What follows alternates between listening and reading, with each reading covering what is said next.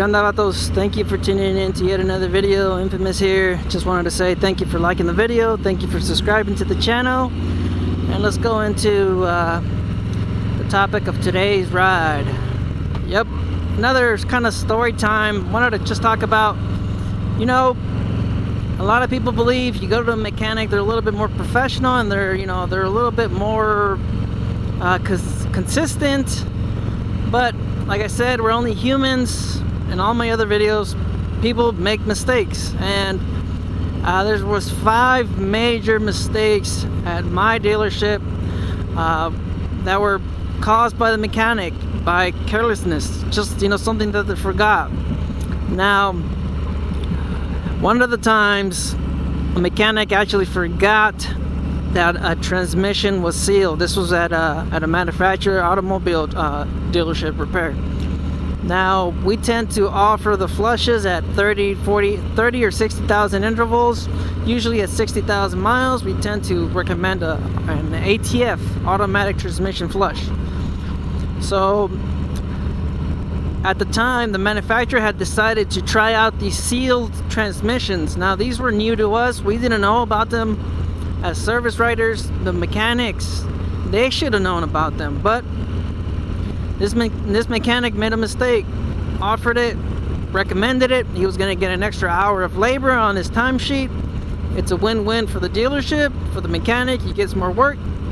Turns out that transmission was a sealed transmission, so there was no way for him to put the fluid back in the normal way. So by the time he drained out the fluid and he lowered the truck, it was the Tacoma. He lowered the truck, and when he went looking for the dipstick, he just kind of went like, uh-oh. Oh crap, that's right, sealed transmission.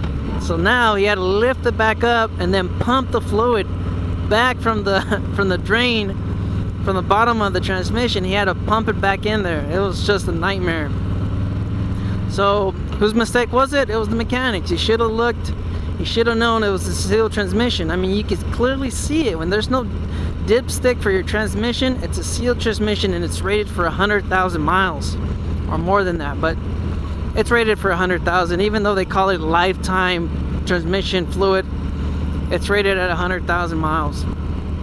That was the first mistake. Now this same mechanic, he made a second mistake. After he had finished performing a brake job on a vehicle, he actually forgot to put the caliper bolt back on the calipers when he was finished with the brake job. So, you know what happened? So, customer pays $900 for a brake job at the dealership. It's crazy, it's expensive. And the customer takes off. They're all happy. The customer didn't get no more than maybe 2 lights. After the second light, she had realized she started putting the gas on the truck, but it wasn't going anywhere. It was just revving up. So it's just somebody who had just done a brake job, not even 5 minutes after leaving the dealership. She was just stumped. She walked on over back to the dealership and just kind of said, "Hey, you know what? My vehicle's in the middle of the street, and it doesn't want to go." It's like, wow, you guys did a really good job on the brake job.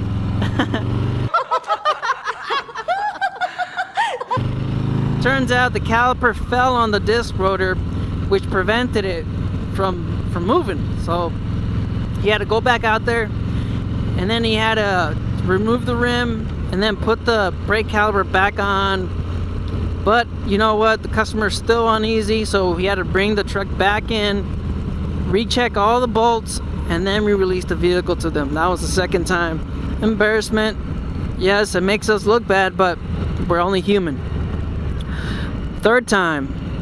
Now these were with my mechanics. Every service writer has their own set of mechanics, so I'm not sure who else messed up. But this time they forgot to put the lug nuts back on. So after a basic service, which I had mentioned in my other videos, the 5K service, we do a fluid change, oil fluid change, and we also do a tire rotation.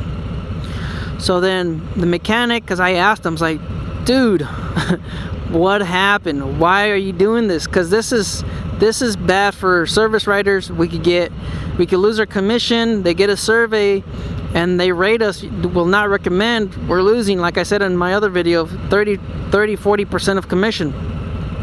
So I went over there and I asked them, I was like, man, like how did you forget to tighten the lug nuts? Because once again, customer picked up the vehicle, drove it, and it's like it's cursed. It's like it's the same light, because when you exit, you turn left, you get one light, and then you turn left again, and then that's where it happened. I was sitting on my desk, minding my own business, and I see him with see the customer. I see him with something in his hand, furious. He slams the lug nuts on my desk, and he tells me, "Fix my damn car." Now, he didn't curse. I mean, he said "damn," but I mean, he could have said all kinds of other stuff, but he didn't. He didn't say the F word. So I was just surprised. You know, he held back. He was still okay with it, but he's very upset. You know, he paid $85 for the service, and like I said, you would think we would be you know, far beyond better than a repair shop, when, like I said, you know, we're really not. We're just as crooked and as slimy as those guys. But so I asked him, you know, what happened? Because he came in, slammed his lug nuts on my desk, fixed my damn car. Oh, like, damn it. All right, went into the mechanic, told him about it. He went over there with the jack, lifted it, put the lugs back on, drove it back, rechecked everything, just like the other guy with the caliper bolt. And I had asked him, like, so what happened? How did you mess this up? Turns out he was putting the lug nuts back on, but he didn't tighten them, and he was going to lunch. So one of the other mechanics, I guess, must have told him, hey, let's go to lunch already. So instead of finishing torquing down the lug nuts, he just placed them on there just to hold the rim in place, so he doesn't have to, you know, pick it up later after he has his lunch. So he comes back, delivers the vehicle, gives it an okay, doesn't do a test ride. Like I said, a lot of these mechanics, they don't do all the routines or the procedures. If he would have test ride that vehicle, he would have realized himself, oh crap, I forgot the lug nuts. The fifth major accident. Now, I mentioned the story about the mechanic dropping the vehicle off the lift. I wasn't there. He wasn't one of my guys, but one of my other guys, he actually dropped the vehicle off the alignment rack. So how did he do this? I mean, how the heck do you drop a vehicle if that's all you do? Like I said, it just happens. Human error. We're only humans. We're not perfect. We're eventually gonna, you know, mess something up. He goes ahead, puts the truck on the alignment rack. He just did the tires, and he starts lifting it. But he actually forgot to put the e-brake on. So he's lifting the truck, and you know how it starts to vibrate? That's when he started noticing, when he starts to see the truck roll back off the alignment rack, the alignment lift. And at that time, he's like, oh shit, there's nothing for you to do. I mean, the truck's already lifted about maybe 4 feet. You're not going to be able to get to it. And it was a truck, so it was a little bit more difficult for him to get to. Good thing for him, the truck didn't necessarily fall completely off. It actually fell on its gas tank, because the back of the alignment rack, they have these ramps, so they kick up once they're fully elevated, and that's what happened. So the wheel went over that off the ramp, and it fell right on top of the tank. It was a truck. The 15-gallon tank was actually right in front of the wheel, so it fell on top of that. It completely destroyed the fuel tank, but the truck was okay. It wasn't a big deal, but since we were the manufacturer dealership, the customer believed we could just, you know, go ahead and give him a brand new truck. You know, it's like, no, I want a new truck, and I'm not taking anything else. And we're like, look, we're gonna repair the vehicle. It's gonna be good as new.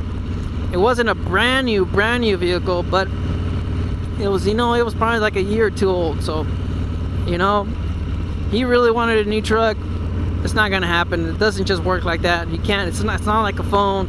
Something happens to it, we give you a new one. We're talking about $40,000 vehicles, a whole lot of paperwork, DMV, California, a lot of fees. We can't just give anybody a brand new truck. It doesn't work like that.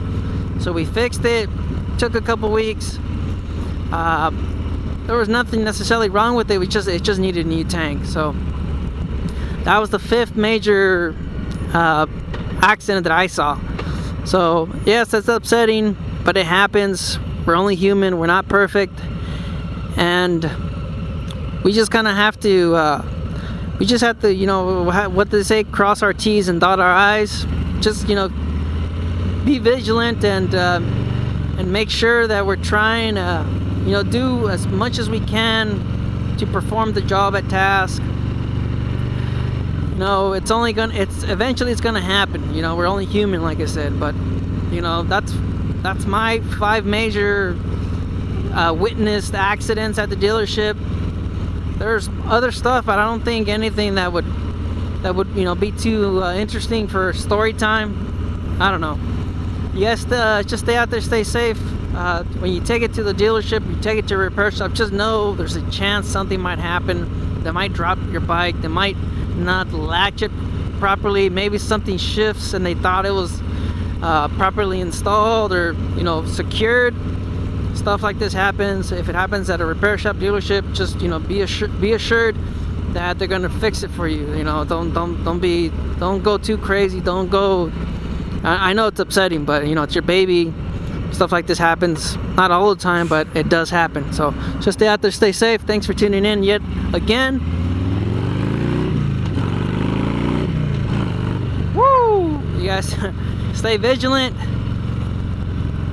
Don't believe everything you read, and thanks for tuning in. Later.